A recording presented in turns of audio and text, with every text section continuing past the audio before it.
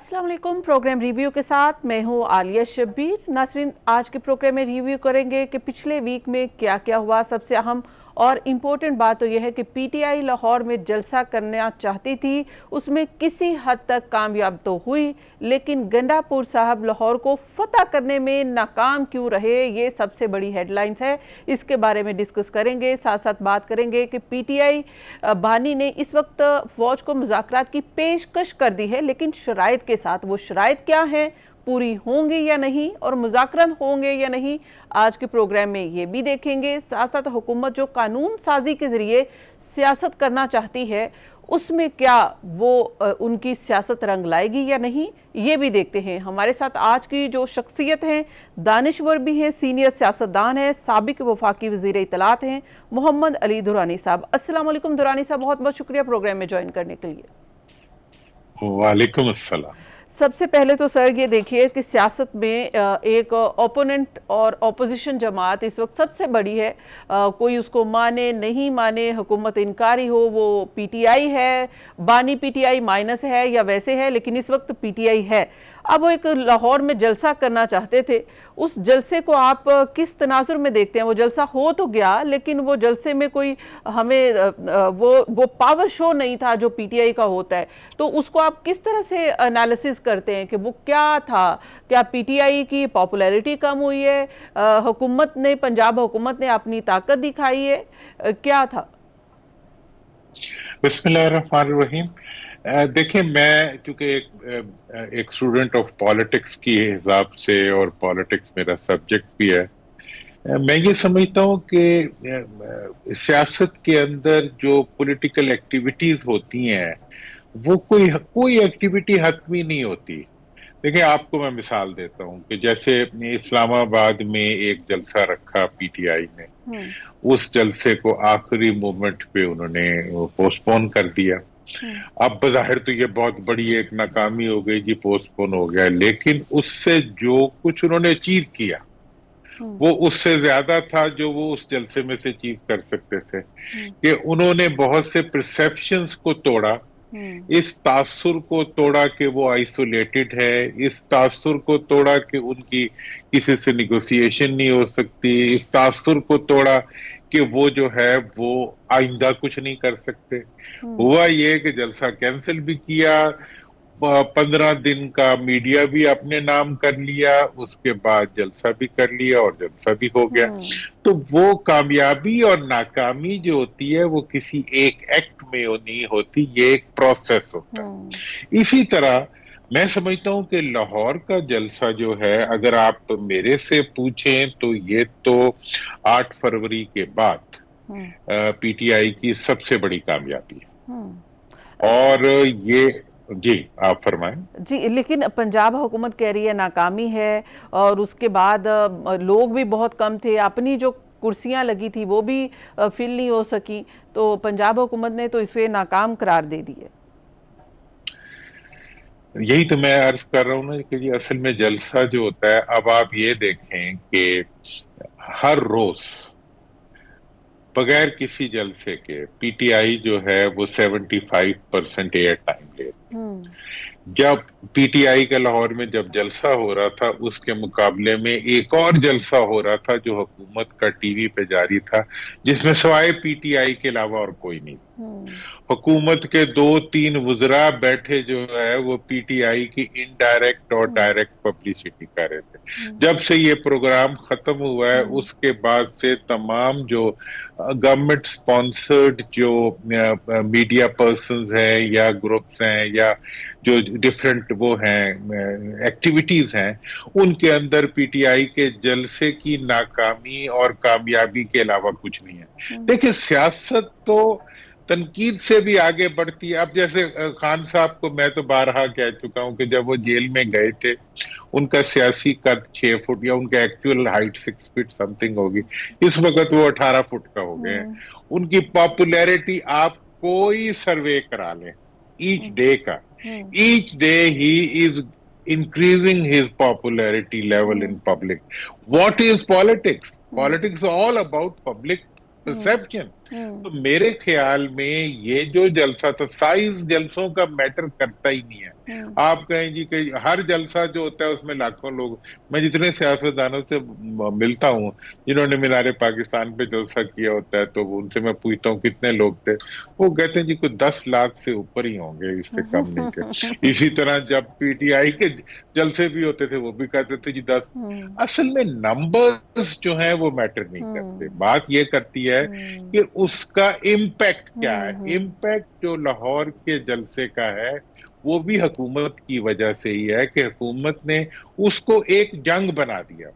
سیاست میں حکومتیں اپوزیشن کے ساتھ جنگ نہیں لڑا کرتی، سیاست کیا کرتی ہیں. جنگ بنا دیا.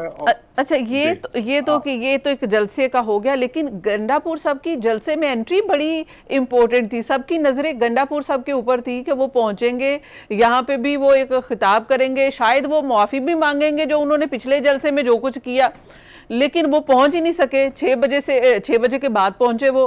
تو ان کا پہنچنا دانستہ تھا یا پھر وہ ویسے ہی لیٹ ہو گئے؟ کیا ان کے پہنچنے کی وہ یہ ریلیونٹ کیا جاتا ہے کہ جیسے شہباز شریف نواز شریف کو لینے نہیں پہنچ سکے تھے نا، ایسے ہی گنڈا پور صاحب بھی اس جلسے میں نہیں پہنچے؟ دیکھیں جی وہ تو جو اپوزیشن جو ہوتی ہے نا، وہ اپوزیشن کبھی لوزر نہیں ہوتی، وہ ہمیشہ گین ہی کر رہی ہو. دیکھیں جی وہ آئے، ٹھیک ہے جی، آ کے انہوں نے اپنا پیغام بھی دے دیا، دوبارہ آنے کا راستہ بھی کھول لیا. اگلی دفعہ بھی جب آ رہے ہوں گے پھر ایک تماشا بنا ہوگا. مطلب اس وقت پی ٹی آئی حکومت تو ان کے ہاتھوں میں کھیل رہی ہے نا. یہ انہوں نے تو ان کو بالکل وہ پتلی تماشا بنا دیا حکومت کا کہ جی ہم نہیں دیکھو جی وہ آئے اور معافی مانگے. اچھا یہ اب یہ ڈیمانڈ ہے جو آپ کر رہے ہیں، اور کون کر رہا ہے؟ ڈسٹرکٹ ایڈمنسٹریشن کر رہی ہے. کس چیز کی معافی مانگے؟ اچھا چلے معافی منگوانی ہے تو کورٹ سے منگوائے، ان کے اوپر وہ کرے، تقاضا کرے، اور ازالہ حیثیت عرفی کا مقدمہ ہوتا ہے. یہ ایڈمنسٹریٹو آرڈرز کے ذریعے تو عزت بحال نہیں ہوتی. اگر کسی نے میری بےزتی بھی کی ہے تو یا تو میں چپ کر جاؤں گا اگر حکومت میں ہوں گا، اگر میں اپوزیشن میں ہوں گا تو اس پہ مقدمہ کر دوں گا کہ جی فلاں نے میری بےزتی کی. اب یہ ہے کہ بےزتی بھی کروا لی، اس کے بعد بےزتی کی مشہوری بھی کروا لی، پھر بےزتی کی معافی کی مشہوری بھی کرا لی، اور پھر وہ معافی مانگے بغیر آ بھی گیا اور چلا بھی گیا. ٹھیک ہے نا جی. انہوں نے مطلب یہ ہے کہ ایک اس قسم کی ایک ایکٹیویٹی ہو رہی ہے جس کے اندر مجھے تو سچی بات ہے کہ حکومت پہ بہت ترس آ رہا ہے کہ حکومت کے کو چاہیے کہ کچھ تھوڑے سے میچور لوگوں کے ذریعے وہ اپنی پولیٹیکل اسٹریٹجی بنائے، اور کچھ میجورٹی کے ساتھ. اچھا جیسے آپ نے کہا کہ حکومت پہ آپ کو ترس آ رہا ہے، حکومت غلطی کہاں پہ کر رہی ہے پی ٹی آئی کو سیاسی طور پہ ڈیل کرنے میں؟ جیسے ہی وہ جو بھی وہ جس قسم کا بھی ان کا موو ہوتا ہے، پولیٹیکل موو ہوتا ہے پی ٹی آئی کے اگینسٹ، وہ ان کے اوپر ہی بھاری پڑ جاتا ہے، اور پی ٹی آئی کو اور پاپولیرٹی ملتی ہے، وہ اور گین کرتی ہے. تو حکومت یا خاص کر پی ایم ایل این کہاں پہ اپنی اسٹریٹجی جو ہے وہ غلط چل رہی ہے؟ بہت انٹیلیجنٹ کویسچن ہے آپ کا، ماشاءاللہ. ایسا کوئی 2-4 سمجھدار بندے ادھر بھی بھیجیں تاکہ ان کو بھی صحیح کچھ. اچھا اب بات، آپ کا سوال بڑا ریلیونٹ سوال ہے. میرا چونکہ یہ سبجیکٹ ہے اس لیے میں دیکھیں بات یہ ہے کہ حکومت کو قائم رکھنا اور حکومت کی پاپولیرٹی کو مینٹین کرنے کا طریقہ جو ہے وہ آئین اور قانون میں لکھا ہوا. جب آپ اس سے ڈائیورس کرتے ہیں، ٹھیک ہے، اب واٹر فلو بنا ہوتا ہے، ایک دریا بنا ہوتا ہے، دریا میں پانی چل رہا ہوتا ہے، جب آپ اس کو روکتے ہیں تو ٹربولنس پیدا ہوتی ہے. بین ہی اگر کوئی پولیٹیکل پارٹی ہے جو پارلیمنٹ میں موجود ہے، جو صوبائی اسمبلی میں موجود ہے، اور وہ کوئی جلسہ کرنا چاہتی ہے تو وہ کیا توڑ لے گی حکومت کا؟ حکومت کے کس گملے کو نقصان پہنچا دے گی؟ حکومت کا کیا ہو جائے گا جو وہ کر دیں گے ان کے آنے سے؟ مطلب میں یہ سمجھتا ہوں، آپ یہ اسیوم کریں کہ عمران خان صاحب جیل میں نہ ہوتے، وہ جلسے کر رہے ہوتے، جلسے کرتے کرتے ایک جلسے پہ کتنا خرچہ آتا ہے وہ بھی تھک گئے ہوتے اب تک. ٹھیک ہے نا جی. حکومت انہیں روک بین ہی بھائی اپوزیشن کا نے جلسہ کرنا تھا، اس کو انہوں نے ایشو بنا دیا کہ ہم نہیں کرنے دیں گے.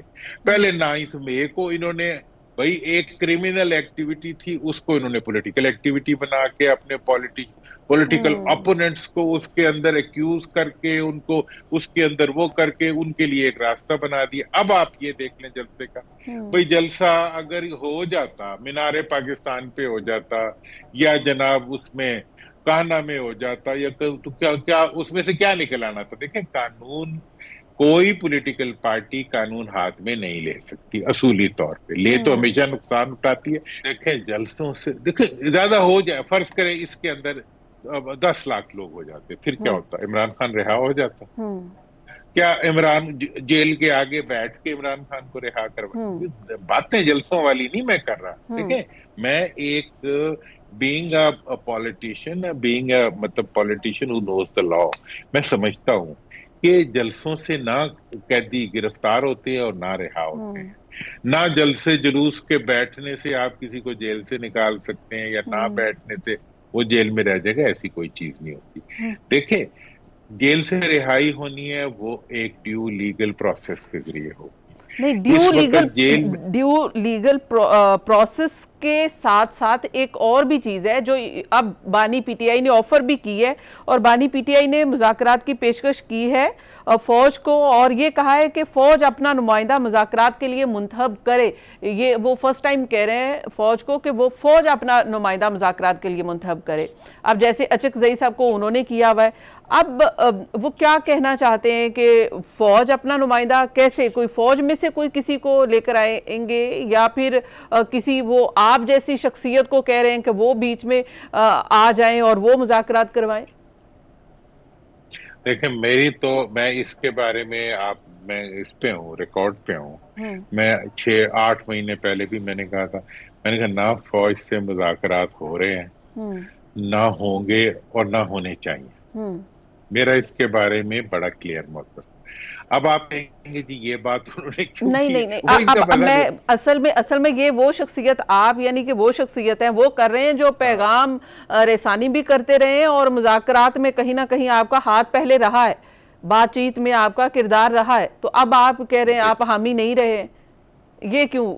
نہیں، میں ڈے 1 سے یہ بات کہا. دیکھیں میں نے جب مفاہمت کا، آپ کو پتہ ہے پہلا جو ہمارا جوائنٹ کمیونیکے آیا تھا میرا ذاتی طور پہ پی ٹی آئی کی لیڈرشپ کے ساتھ، which was approved by Khan صاحب، اس میں 3 پوائنٹس تھے.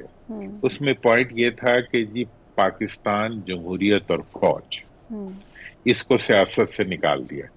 یہ ہمارا، اور وہ آج بھی ان کی آفیشیل اس کے اوپر موجود ہے یہ اسٹیٹمنٹ. ٹھیک ہے. اب اصل بات یہ ہے کہ اس وقت حکومت جو ہے وہ اس قسم کی حرکتیں کر رہی ہے جس کی وجہ سے ہر ایک کوئی ان کو چھیڑتا ہے. یہ چھیڑنے والی سٹیٹمنٹ ہے. اور خان صاحب جو ہے ان کا وہ میڈیا کے اندر پبلک سائیکی اور پبلک سینٹیمنٹ اور سب چیزوں کو بہت ٹیکنیکلی لے کے چلتے ہیں. مطلب وی شوڈ اپریشیٹ ہم. اب بات اس وقت کی یہ ہے کہ میں نے جتنی مفاہمت کی بات چیت کی تھی، پہلے وہ بات چیت تھی. اس وقت مفاہمت reconciliation in action I can see, یہ ایک باقاعدہ ایک ٹیکنیکل ٹرمینالوجی ہے کہ ایک ریکنسیلیشن ہوتی ہے، ایک ریکنسیلیشن ان ایکشن ہوتی ہے. تو اس وقت وہ مفاہمت جو ہے وہ اقدامات کے اندر نظر آ رہی ہے. آج کی ڈیٹ کے اوپر یہ اچیومنٹ ہے کہ ہماری اسٹیبلشمنٹ اور پبلک کے درمیان جو ایک ٹکراؤ کی کیفیت تھی وہ ختم ہو گئی ہے. آج کی مفاہمت کے اندر یہ بات officially D G I S P R کی طرف سے آ چکی ہے کہ فوج غیر جانبدار ہے اور اس کی کوئی سیاسی انوالومنٹ کسی ایشو میں نہیں ہے اور نہ ہوگی. ہم کسی پارٹی کے ساتھ بھی نہیں ہے اور ہم کسی پارٹی کے خلاف بھی نہیں ہے. میں نے یہ بات، آپ اس چیز کو بالکل ریکارڈ پہ دیکھ لیں، میں نے ہمیشہ کہا ہے کہ فوج اور حکومت ایک پیج پہ نہیں ہوا کرتے. فوج اور حکومت ایک ہوتے ہیں، لیکن فوج اور حکومتی پارٹی ایک نہیں ہو سکتی کیونکہ فوج کانٹ بھی اے پارٹی. ٹھیک ہے جی. اب اس ساری سچویشن میں آپ آج کے حالات کو دیکھیں تو فوج اس وقت بالکل مکمل طور پہ پولیٹیکل سین سے ایگزٹ لے چکی ہے. آفیشیل سٹیٹمنٹس آف دا اختیار موجود ہیں وہ اب نہیں ہے. اب باقی رہ گئی حکومت. حکومت نے پہلے پوری کوشش کی کہ وہ کسی طرح سے پی ٹی آئی کو اور اسٹیبلشمنٹ کے نام پہ فوج کو لڑا دے. جب فوج نے انہیں ٹائٹ کر کے یہ بات اسٹریٹ بتا دی کہ no we are not into this business, اب کیا ہے, اب وہ پوری کوشش کر رہے ہیں کہ کسی طرح عدلیہ کے ذریعے اور کسی طرح کانسٹیٹیوشنل ڈسٹارشنز کے ذریعے جو ہے وہ اپنے آپ کو سروائیو کرا سکے. اچھا یہ میں عدلیہ کے اوپر آتی ہوں, لیکن کیونکہ آپ نے بات کی ہے کہ فوج کا یہ ہے کہ حکومت کہیں نہ کہیں یہ لگ رہا تھا کہ حکومت فوج اور ایک بڑی اوپوننٹ پارٹی کو لڑوانا چاہتی ہے, اور شاید اسی لیے اب کہیں نہ کہیں ریکنسیلیشن آپ کہہ سکتے ہیں, مذاکرات نہ کہیں, ریکنسیلیشن اس ادارے کے درمیان اور بانی پی ٹی آئی کے درمیان ہو گئی ہے, اس لیے یہ سٹیٹمنٹ آیا ان کا کہ مذاکرات کی جائے, اپنا نمائندہ دیا جائے بات چیت کے لیے. نہیں, یہ انہوں نے حکومت کو چھیڑنے کے لیے دیا ہے. دیکھیں میں آپ کو بانی پی ٹی آئی کے مذاکرات کی کنڈیشنلٹی میں بتا دوں کیا ہوگی.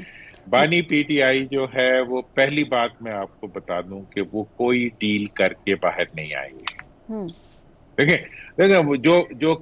جو بندہ قید میں ہونا اس کی سٹیٹمنٹ اس وقت تک انڈر ڈیوریس ہوتی ہیں جب تک وہ باہر نہیں آ جاتا. ٹھیک ہے نا. بات یہ ہے کہ پی ٹی آئی کے بارے میں یہ بات میں پورے کانفیڈنس سے کہہ سکتا ہوں کہ وہ کسی قسم کی ڈیل نہیں کریں گے, کسی سے بھی نہیں کریں گے. نہیں اب دیکھیں نا, آپ یہ کہہ رہے ہیں کہ وہ ڈیل نہیں کریں گے, لیکن دوسری طرف تو اسٹیبلشمنٹ کہہ لیں فوج نہ کہیں, اسٹیبلشمنٹ تو بات چیت کرنا ہی نہیں چاہتی ہے, کسی قسم کی نہیں کرنا چاہتی. تو بات تو تب ہوگی نا, ڈیل تو تب ہوگی نا جب اسٹیبلشمنٹ کوئی ان کو کرے گی, کوئی بات چیت ان کے لیے تیار ہوگی کرنے کے لیے. دیکھیں آپ ماضی میں کتنی ڈیلز ہوئی ہیں, اب آپ دیکھ لیں.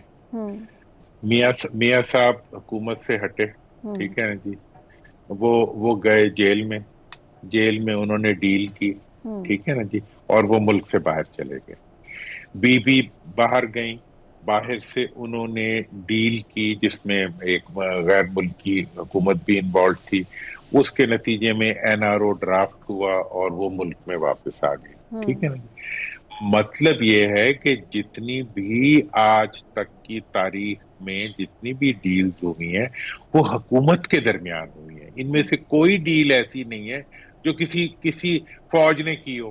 فوج کے لوگ اگر اس وقت اقتدار میں ہیں تو وہ obviously they will be in picture to it. حکومت کے علاوہ کسی کے پاس اختیار نہیں ہوتا وہ کسی کو چھوڑ دے یا کسی کو رکھ. یہاں پہ شامل کریں گے ایک بریک, مزید بات کریں گے بریک کے بعد. Keep watching. Welcome back. بات ہو رہی ہے ہمارے ساتھ ہیں محمد علی درانی صاحب جو کہ سابق وفاقی وزیر بھی ہیں, دانشور بھی ہیں, سینئر سیاستدان ہیں, اور ان کا سیاست میں بڑا اہم کردار رہا ہے. اور ابھی بھی جب بھی مذاکرات کی بات ہوتی ہے, کہیں نہ کہیں مفاہمت کی بات ہوتی ہے, تو وہ بھی سامنے آتے ہیں مختلف صورتوں میں. تو ان سے ہماری بات چیت جاری ہے اسی بارے میں. اب جو کنڈیشنز ہیں آپ بتا رہے ہیں کہ جو کنڈیشنز کہ وہ مذاکرات سے نہیں آئیں گے, لیکن جو کنڈیشنز کہی گئی ہیں بانی پی ٹی آئی کی جانب سے, کہا گیا ہے کہ ایک تو اپنا نمائندہ خود منتخب کریں, پھر دوسرا یہ کہا گیا ہے کہ ہمارا مینڈیٹ 180 سیٹس والا وہ ہمیں واپس کیا جائے, اور اس کے بعد ہمارے مقدمات ختم کر کے آزاد کیا جائے, اور پھر الیکشن فیئر کروانے کی بھی گارنٹی وغیرہ مانگ رہے ہیں. تو یہ کنڈیشنز ہی ایسی نہیں ہے کہ ان کے اوپر کوئی بھی بات چیت کرے گا ان سے. نہیں, ان کنڈیشنز کے بغیر بات چیت ہو ہی نہیں سکتی, انہی پہ بات چیت ہوگی. تو کیسے ہوگی کہ کیا پھر وزیر اعظم شہباز شریف صاحب کو کہا جائے گا کہ بھئی ریکویسٹ آپ سے یہ ہے کہ کرسی چھوڑیں, اور یہ پھر اب بانی پی ٹی آئی کو دینے. اب آ جائیں نا, آپ اسٹیبلشمنٹ کو سائڈ پہ کر دیں, میں مذاکرات بتا دیتا ہوں کس طرح ہوں گے. مذاکرات اس طرح ہوں گے کہ دیکھیں مذاکرات کے بارے میں ایک مطالبہ بڑا کلیئر ہے اپوزیشن کا, کہ وہ کہتے ہیں کہ جو 8 فیبرری کے الیکشنز تھے وہ فیئر اینڈ فری نہیں تھے, بلکہ وہ الیکشن سے پہلے بھی پری پول ریگنگ تھی, الیکشن کے بعد بھی اس میں 45 سے 47 کا ہوا. تو مطلب یہ ہے کہ سب سے پہلی چیز جس کو حکومت کو تسلیم کرنا پڑے گا, آپ دیکھیں پالیٹکس میں ڈسیپشنز ہوتی ہیں. وہ فوج کو کہہ رہے ہیں, کس کو کہہ رہے ہیں, وہ جس کو مرضی کہہ رہے ہیں, اور رپورٹر کو کیا کہہ رہے ہیں, اسے کیا سمجھ آ رہی ہے. बात सिंपल सी ये है कि ये डायलॉग जो होगा ये हुकूमत के साथ होगा। हुकूमत के साथ उस वक्त होगा जब, और ये आपको मैं हिस्ट्री बता दूं कि इससे पहले ऐसा डायलॉग सिर्फ एक हुआ है और वो भुट्टो साहब ने किया था, जिस किस्म का बानी पीटीआई डिमांड कर रहे हैं। उस वक्त भी प्री पोल थी जो एस्टेब्लिश हो गई थी 77 के इलेक्शंस में, और उसके बाद जो पहली डिमांड थी ऑपोजिशन की वो ये थी कि हमारे कैदियों को रिहा करोगे तो हम बात करें, और जो सीटें जिन पे रिगिंग हुई हैं उनको मुतनाज़िया तस्लीम करोगे तो बात होगी। भुट्टो साहब ने उन लोगों को, प्रोफेसर गफूर साहब को, मुफ्ती महमूद साहब को, और जो उस वक्त उसमें डायलॉग में नवाब नसरुल्लाह खान साहब को, इन लोगों को उन्होंने रिहा किया। इन सारों के ऊपर मुकदमे बने हुए थे, बानी पीटीआई से बड़े बड़े मुकदमे, इनके तो सारे खत्म हो गए, बने हुए। इन सारों को निकाला, इनको सामने बिठाया, उन सीटों पे बातचीत हुई जिन पे वो खुद मुंतखब होके बैठे हुए थे, और उसके बाद वो सारा एक एग्रीमेंट तैयार हुआ जो कि दियाल साहब की वजह से इनेक्ट ना हो सका।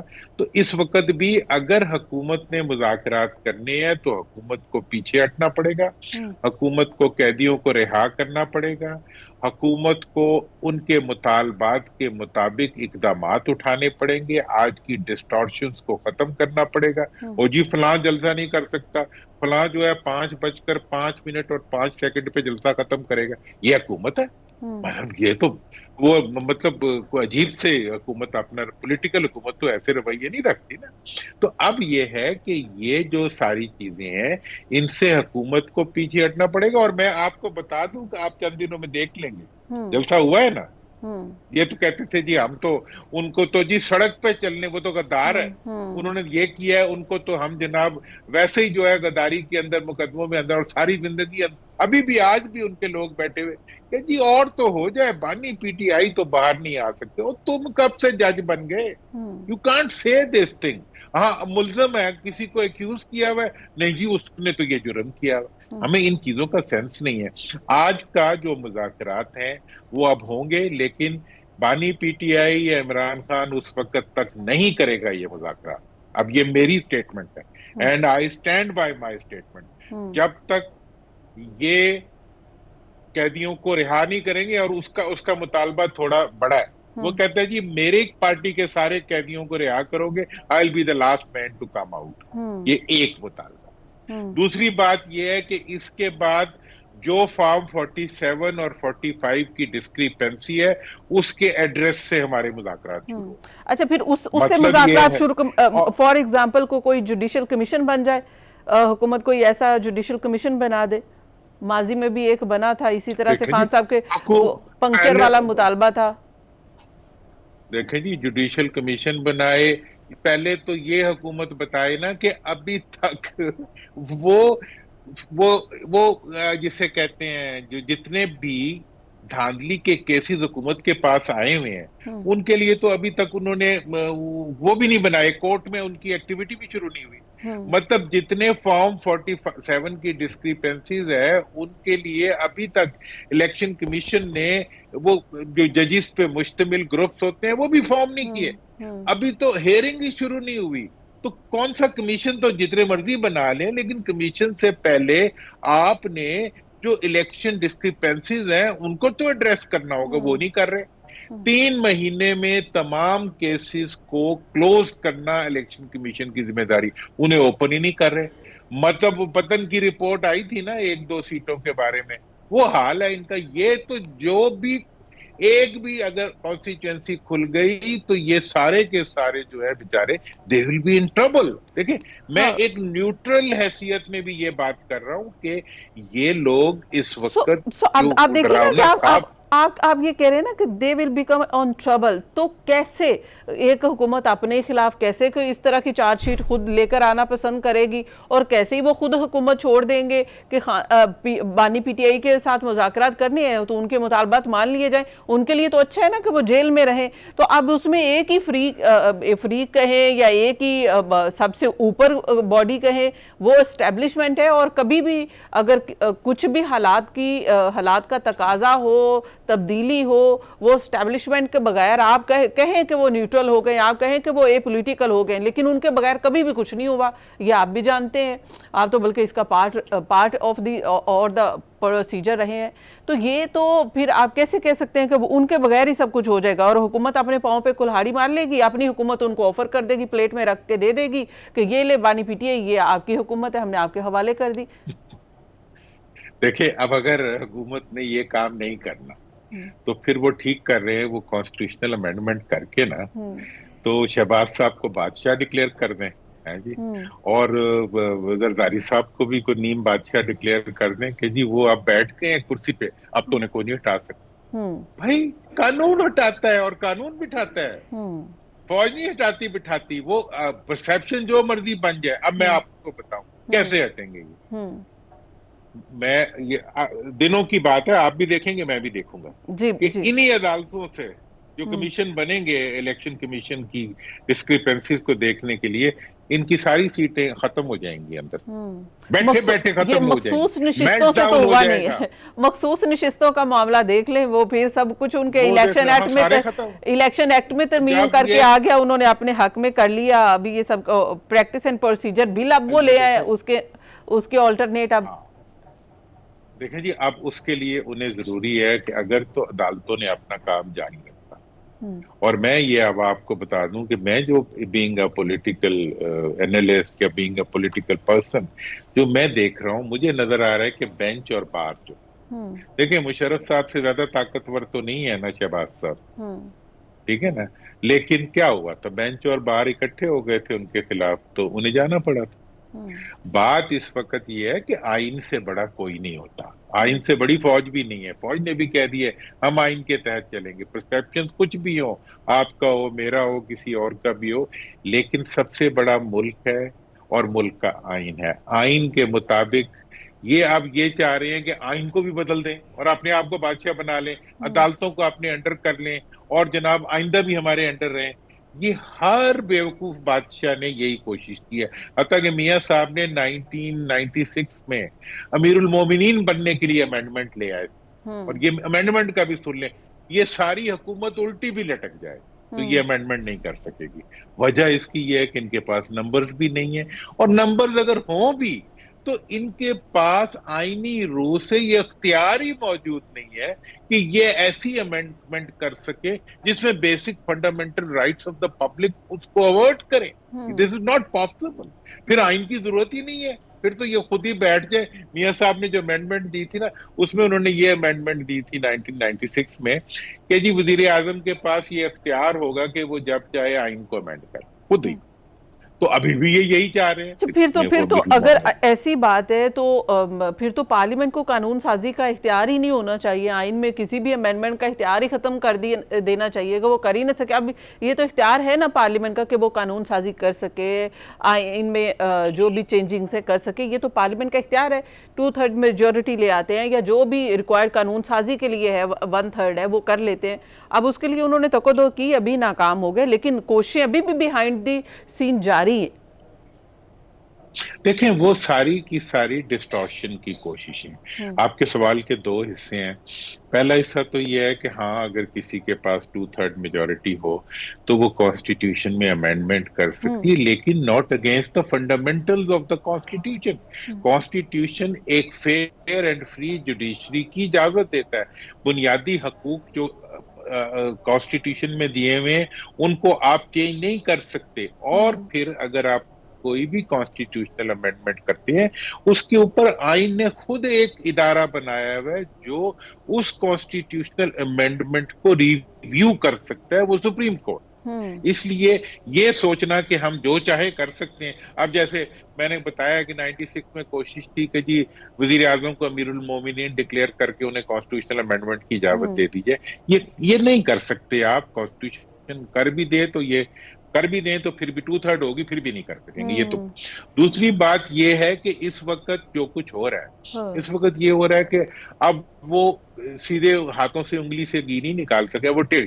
اب وہ کہہ رہے ہیں کہ جی سپریم کورٹ کے اختیارات کو بھی سورٹ کر دیا جائے اپنے نمبر بڑھانے کے لیے جو ہے وہ. اب دیکھیں نا، اگر اتنے ہی آپ کانسٹیٹیوشنل ہے تو آپ پریزیڈنشل آرڈیننس کے ذریعے کیوں قانون سازی کرتے ہیں؟ دیکھیں نا جی، اگر آپ کو پریزیڈنشل آرڈیننس کے ذریعے قانون سازی کرنا پڑی ہے اسمبلی کی موجودگی میں، چلتی ہوئی اسمبلی کے درمیان، تو یہ تو چور کی داڑھی میں تنکا ہو گیا. مطلب یہ ہے کہ آپ اصل میں مسئلہ یہ ہے کہ آپ ڈسٹارشن کرنا چاہ رہے ہیں. آپ ہاتھ مروڑ کے جو ہے قوم کا، ہاتھ مروڑ کے جوڈیشری کا، ہاتھ مروڑ کے اسمبلی کا. اب اسمبلی میں اچھا جب آپ بیٹھے ہوئے ہیں، آپ کی حیثیت ہی متنازع ہے. اچھا یہ جو سب تو الیکشن یہ تو سب ہم نے ڈسکس کر لیا کیونکہ ٹائم شارٹ ہے. یہ آپ نے بڑی ڈیٹیل سے ہمیں لاجک کے ساتھ اور ڈیٹیل کے ساتھ بتا دیا کہ کیا کیا اس کے ہے. لیکن اب آگے کیا ہونے والا ہے؟ یہ سب سے بڑا اہم ملین ڈالر کوسچن ہے. آگے ہونے کیا والا ہے یہ سب صورتحال کے باوجود؟ دیکھیں، اب جو ہے، اب حکومت کے پاس بھی کوئی راستہ نہیں رہے گا کہ وہ مفاہمت کرے. جس طرح اسٹیبلشمنٹ نے قوم سے مفاہمت کر لی ہے، آگے نکل گئے، ابھی حکومت کو بھی مفاہمت کرنی پڑے گی. اور حکومت کی مفاہمت یہ ہوگی کہ یہ جو ڈسٹارشن کے ذریعے وہ امینڈمنٹس کی کوشش کر رہے ہیں، اس میں وہ فیل ہو جائیں گے. اور اس کے ساتھ ہی جو ہے عدلیہ جو ہے وہ اپنا کام شروع کر دے گی. اور عدلیہ کے کام کرنے کی وجہ سے جو پارلیمنٹ کے اندر اس وقت ایک غیر منتخب حکومت بیٹھی ہوئی ہے فارم 47 کی، پارلیمنٹ میں فارم 45 کی حکومت بن جائے گی. یہ میں آپ کو I can predict کہ آپ کے 47 کے بجائے جو ریئل فارم 45 والے الیکٹڈ لوگ ہیں ان کی حکومت میں پارلیمنٹ کے اندر بنتی بھی دیکھ رہا ہوں. جب یہ حکومت بنے گی تو اس حکومت کے بننے کے ساتھ ہی جو ہے تمام ملک کے اندر جو اس وقت پولیٹیکل کنفرنٹریشن کی فضا بنی ہوئی ہے یہ ختم ہونا شروع ہو جائے. تو اس میں اہم رول کس کا ہوگا؟ اہم رول کس کا؟ جوڈیشری کا رول ہوگا اور عدلیہ کے ذریعے ہی تمام سیٹیں بحال ہوں گی. 45 کا فارم کے اوپر ایک فیئر کا وہ آئے گا، انالیسز آئے گا. اور چند سیٹوں کا فرق ہے، اس فرق کے ساتھ جو ہے اسمبلی کے اندر نئی حکومت آ جائے گی. جب نئی حکومت آئے گی، اسی اسمبلی میں سے آئے گی، تو وہ پھر فیصلہ کرے گی کہ آئندہ نئے انتخابات کب کروانے ہیں، کون کون سی چینجز کرنی ہے، کون کون سی انتظامی معاملات، فیئر اینڈ فری الیکشن. وہ جو باتیں تمام چیئرمین پی ٹی آئی نے ڈیمانڈ کی ہیں وہ ساری اسی میں سے نکلیں گی. تو اس لیے یہ جو گورنمنٹ آپ نیکسٹ کہہ رہے ہیں فارم 45 والی، فارم 45 والی تو پھر پی ٹی آئی کی گورنمنٹ بنتی ہے. تو جو آپ کہہ رہے ہیں، جو آپ باتیں کر رہے ہیں کہ وہ آ کے یہ تبدیلیاں کریں گے، وہ ساری تبدیلیاں تو ایک قومی حکومت کی صورت میں ڈسکس ہوتی ہیں ہمیشہ سے کہ وہ کر سکتی ہے. تو یہ دو چیزیں بالکل مناسب، بالکل بہت بہت اپروپریٹ کویسچن ہے. I appreciate. دیکھیں، بات یہ ہے کہ اس وقت جب الیکشن نہیں ہوئے تھے، میں نے اس وقت بھی ایک بڑی تاریخی اگزامپلس کے ساتھ مشورہ دیا تھا پی ڈی ایم والوں کو بھی، اور کہ انہیں میں نے یہ مشورہ دیا تھا کہ آپ اس وقت جو ہے نیشنل یونٹی گورنمنٹ کا ایگریمنٹ کر لیں پی ٹی آئی کے ساتھ. اس میں نیشنل یونٹی گورنمنٹ کا یہ ہوتا ہے کہ الیکشن سے پہلے یا الیکشن کے بعد الیکٹڈ پارٹیز یہ فیصلہ کرتی ہیں کہ اگلی جو حکومت فارم ہونی ہے وہ سرٹن ڈیوریشن کے لیے وہ ہم سب مل کے کریں گے. اور اس کے اندر جو ہمارا ایجنڈا ہوگا، ابھی جیسے ہمارے لیے معیشت ہمارا ایجنڈا ہے، ہمارا ایجنڈا جو ہے وہ ٹیررزم ہے، لا اینڈ آرڈر ہے، باقی جتنے بھی گڈ گورننس ہے، تو اس کے مطابق. اور یہ آپ کو پتہ ہے یہ انگلینڈ میں بنی، یہ ساؤتھ افریقہ میں بنی، جرمنی میں بنی، یہ آئرلینڈ. مطلب جمہوری دنیا جو ہے وہ صرف لڑتی نہیں ہے، جلسوں کے ٹائم نہیں مقرر کرتی، باتیں بھی آگے بڑھاتی ہے. تو اس لیے وہ جو ہے وہ یہ کر لے. ابھی اگر اسمبلی کے اندر یہ پراپر چینج آ جاتا ہے تو اچھا طریقہ یہ ہوگا. اور میں نے کہا بھی ہے کہ خان صاحب کو اگر اللہ تعالیٰ عزت دیتا ہے، وہ رہا ہوتے ہیں اور ان کی پارٹی پاور میں آتی ہے، تو ان کے لیے آبجیکٹیو یہ ہوگا کہ وہ نیلسن مینڈیلا بن کے باہر آئے. وہ کوئی ہلاکو خان بن کے یا مطلب خنجر بردار کسی لیکن ان سے توقع بہت حلقوں کو یہی ہے کہ وہ ایسا کچھ بن کہیں گے کہ پھر سب کو لپیٹ دیں گے. ہاں یہ میرے سے سوال ہوا تھا، میں نے انہیں بتایا، میں نے کہا ہر آدمی جو ہے وہ سبق سیکھتا ہے اپنے آپ سے. چلے اب حکومت نے کوشش کر کے خان صاحب کو اندر بند کر دیا، فائدہ کس کا ہوا؟ انہی کا فائدہ ہو گیا. جی فائدہ تو ہو گیا، لیکن آپ جو کہہ رہے ہیں، جو آپ کہہ رہے ہیں کہ یہ سب کچھ ہونا چاہیے اور الٹیمیٹلی بانی پی ٹی آئی کو حکومت کے ساتھ بیٹھنا چاہیے، لیکن بانی پی ٹی آئی کا جو شروع سے ابھی تک ٹریک ریکارڈ ہے پولیٹیکل پارٹی کے ساتھ، وہ کسی صورت نہیں بیٹھیں گے اور آگے بھی شاید نہ بیٹھیں. یہ ان کا ظاہر ہے کہ پولیٹیکل کریئر پھر ان کا سٹیک پہ لگ جائے گا. یہ سب اہم چیزیں ہیں، ان کو بھی مد نظر رکھنا ہے کہ آگے کیا ہوتا ہے. کنکلوژن سے پہلے درانی صاحب بہت بہت شکریہ، پروگرام کا وقت ختم ہو گیا کہ آپ نے پروگرام دیا. اب آگے دیکھنا یہ ہے کہ جو ابھی ڈسکس کر رہے تھے درانی صاحب، جو نتیجہ نکلتا ہے وہ ان کے انالیسس کے مطابق نکلتا ہے یا پھر جو خان صاحب کی روایت رہی ہے کہ وہ ان پولیٹیکل پارٹیز کے ساتھ نہ بیٹھیں گے نہ مذاکرات کریں گے، وہی رہتا ہے. That's all. مجھے دیجیے اجازت. اللہ حافظ.